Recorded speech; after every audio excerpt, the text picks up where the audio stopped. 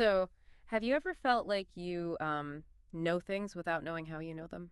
Or maybe you find yourself, deeply affected by the moods of others, sometimes without even realizing it's happening.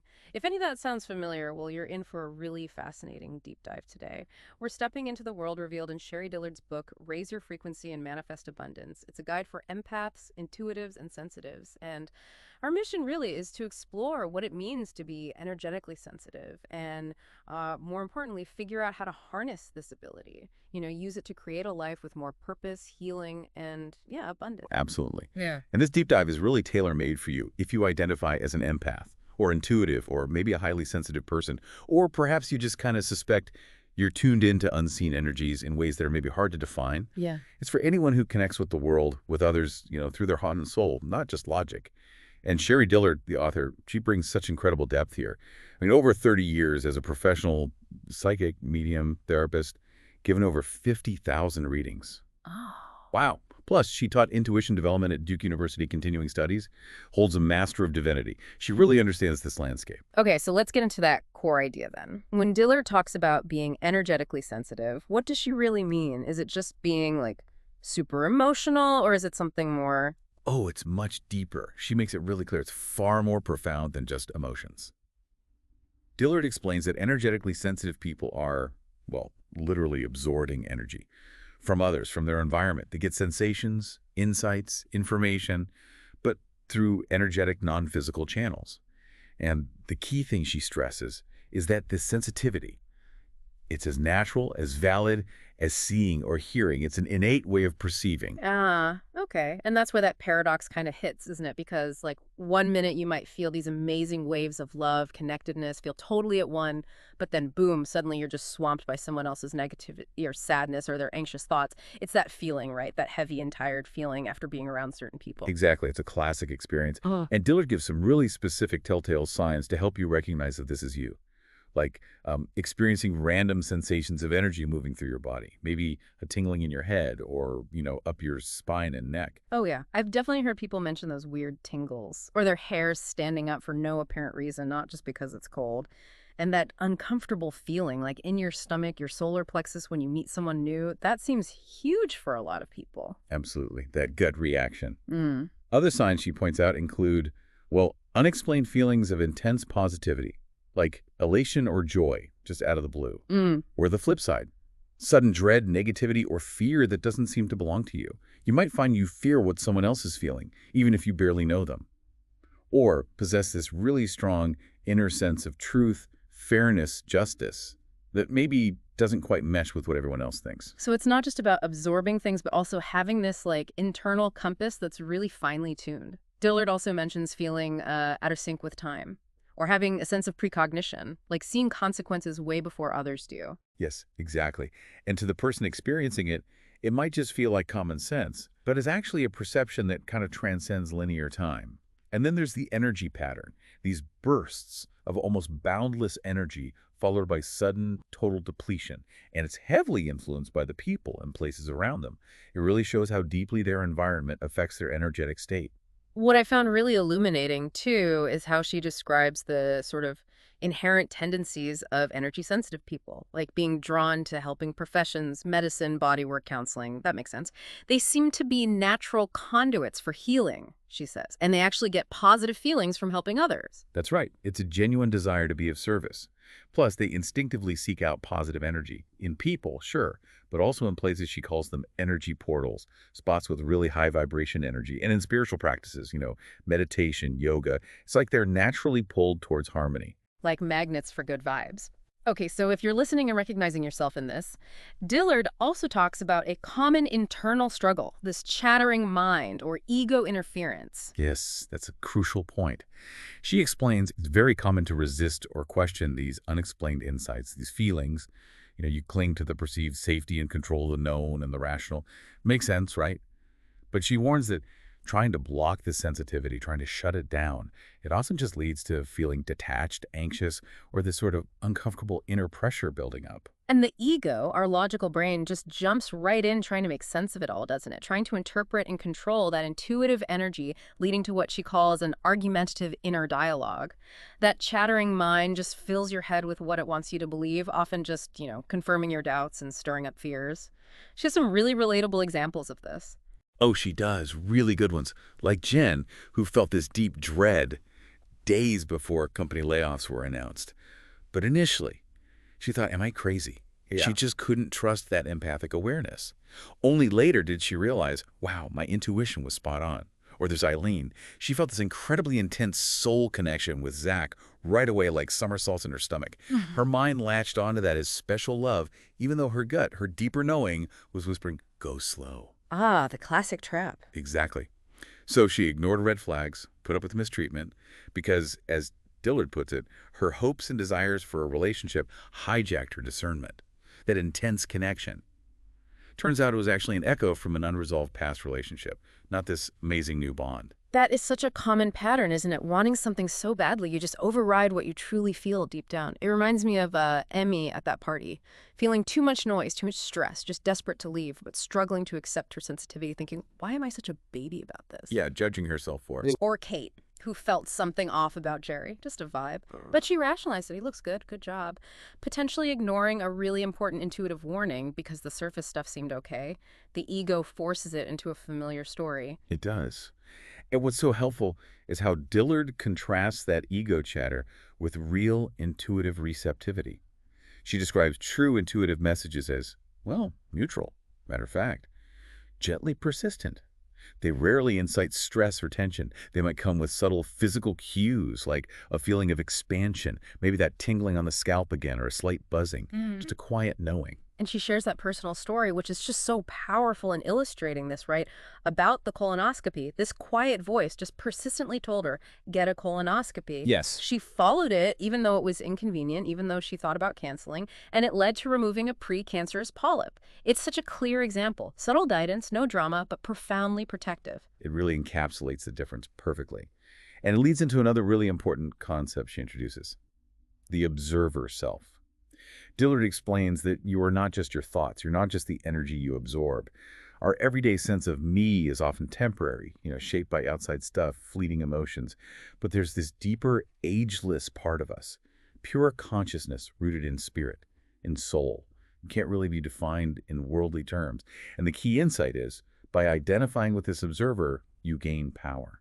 Power over what you absorb, how you react. Okay, so understanding that difference, ego versus intuition, and recognizing ourselves as the observer, what does that mean for, moving forward towards higher awareness? Dillard gives us a framework for this, right? Using that great analogy of different levels of consciousness. Yes, it's a brilliant way to visualize it. 3 distinct levels. Imagine first you're standing on a busy city street.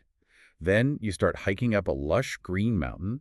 And finally, you reach the summit, the top, with this huge panoramic view. Each stage represents a different way of seeing the world, a different kind of power.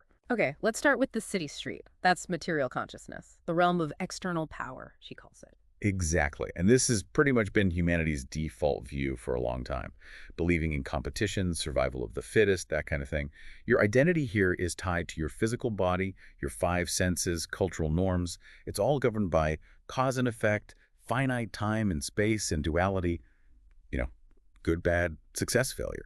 And the thing is, in this state, change often just circles back to the same old problems. Because the underlying belief is about struggle, external validation, real abundance, inner peace. They feel hard-won, requiring constant effort, planning, maybe even manipulation. And for someone sensitive operating from this level, it sounds incredibly difficult. Yeah. They might try psychic protection techniques or even try to shut down their intuition completely. Maybe feeling suspicious of their own extra senses because the ego keeps trying to force everything into that physical, material box. Precisely.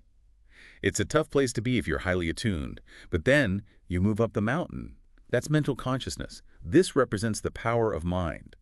Here, you start shifting focus away from just the physical world. You draw inward, towards thoughts, reflection. And the big insight here is recognizing the creative power in your thoughts and beliefs.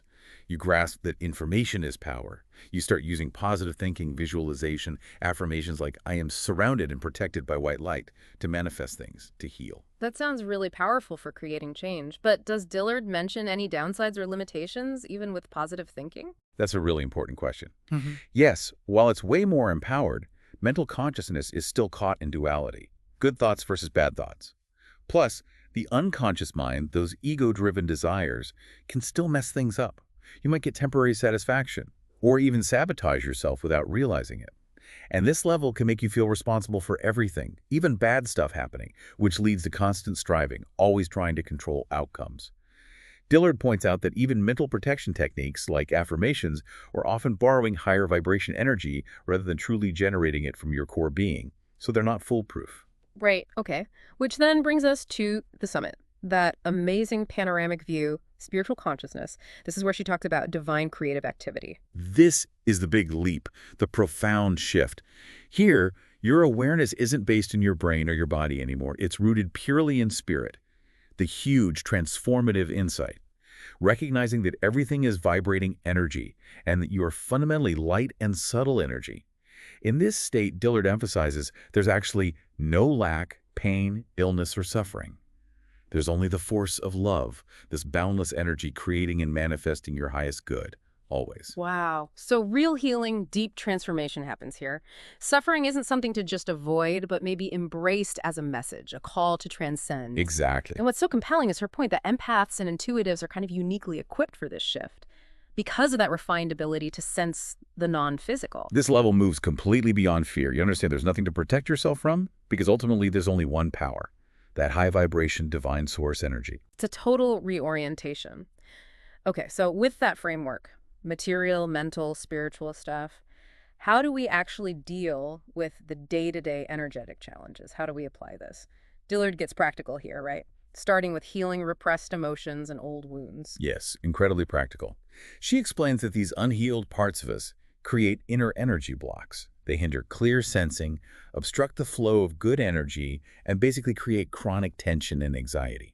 And that explains those times when difficult emotions just seem to flood in out of nowhere, right? Exactly. They're surfacing because they need healing. Yeah. But our typical reaction is, nope, push it down, distract ourselves, eat something, buy something. Yeah, they've been there. We all have. And what's really insightful is how other people's energy can trigger our own buried stuff without us even realizing it. She gives that example of Ryan feeling Claire's pain so deeply.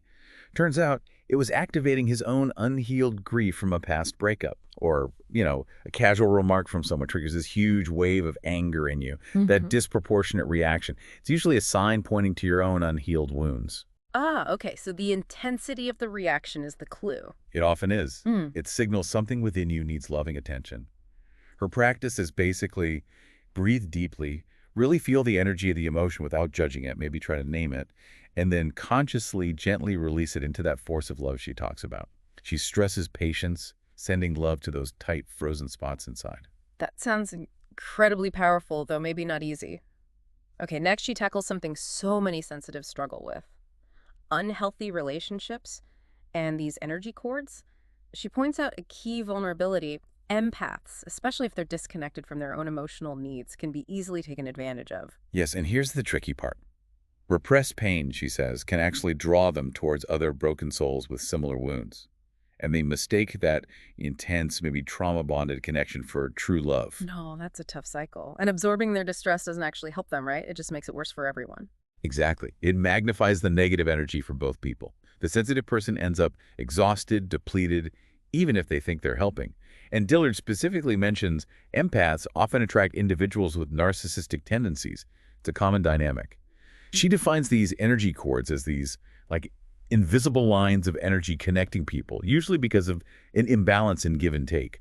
One person overgives, the other overreceives, and the giver just gets drained, loses their sense of self. That's a really potent image. So, what are the signs? How do you know if you're caught up in one of these unhealthy energy cords? Well, you might feel confused about why you just can't leave a relationship you know is bad for you, or feel this crushing obligation even though you're totally unappreciated.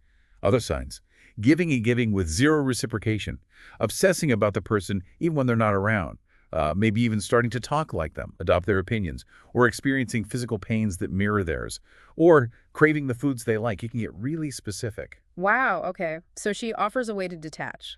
Yes, a clear exercise. Relax, breathe deeply, scan your body, notice tension, emptiness, maybe a feeling of energy flowing out of you. Then ask, is this feeling mine or is it an attachment? If it feels like an attachment, become aware of where the cord feels located, often solar plexus or heart, and just visualize it being gently released, dissolving. One crucial warning she gives. The other person might sense the detachment and try to reconnect, maybe pull you back in. So it's often wise to minimize contact until you feel stronger, more grounded. That makes sense. It's interesting how she then loops back to distinguishing between real intuitive warnings and those triggered emotions we talked about. She briefly mentions lower vibration spirits, distinguishing between lost souls, confused, not really threatening, and dark spirits, rare, she says, incite fear, but ultimately have no real power over us. Right. And she offers reassurance. Mm. Normally, we have complete dominion over our own being. Though she does note that things like being under the influence or being stuck in chronic anger or negativity can make you a bit more vulnerable. But crucially, she emphasizes, trust your gut. If something feels off, negative, wrong, even if you can't explain why, trust that feeling. Your intuition is your built-in warning system. And this is the tricky part. She keeps highlighting that uncomfortable feeling could be a genuine warning, or it could be your own old stuff getting triggered again. Exactly. Like her example of feeling mistrust in a relationship, but realizing it actually stems from old childhood wounds, Yeah. maybe related to an angry parent, not from any real present danger from your partner. It really underscores how vital it is to become aware of the source of the feeling. Don't just react blindly. You have to be like a detective for your own inner world. Become your own inner detective. I like that. Which brings us nicely to the proactive stuff. The practices for actually raising your frequency and manifesting abundance. This is where you take the reins. Yes, this is the conscious engagement part. She quickly circles back to embracing emotions, letting them flow, not repressing them. That's foundational for opening the heart, attracting healing. And self-love seems absolutely central. Understanding it as the act that lets that luminous, vibrating force of love into your heart, melting those blocks. Then there's being in your power.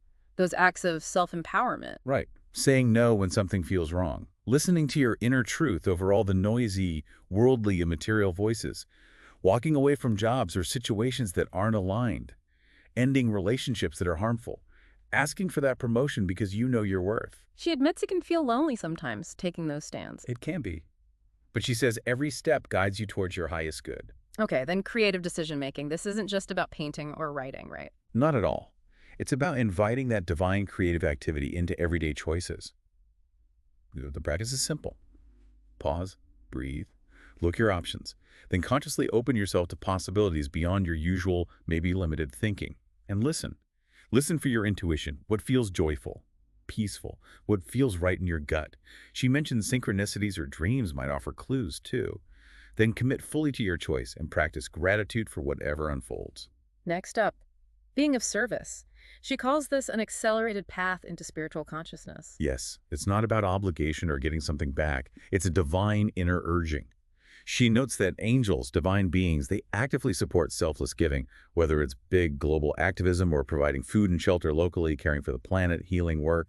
The core idea is that giving selflessly is one of the fastest ways to raise your own vibration. And that flows naturally into kindness, a selfless act that lifts energy. But she acknowledges the empath's challenge here, giving kindness without boundaries. Exactly, that tendency to overgive.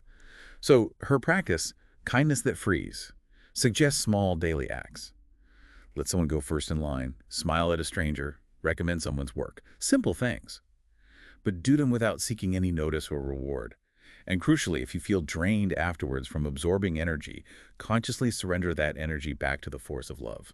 Don't hold on to it. I really like how she incorporates beauty as a spiritual practice too, not just surface beauty, but deep spiritual beauty, especially in nature. Saying it reminds us of that graceful, gentle, and loving divine creative power. Yes.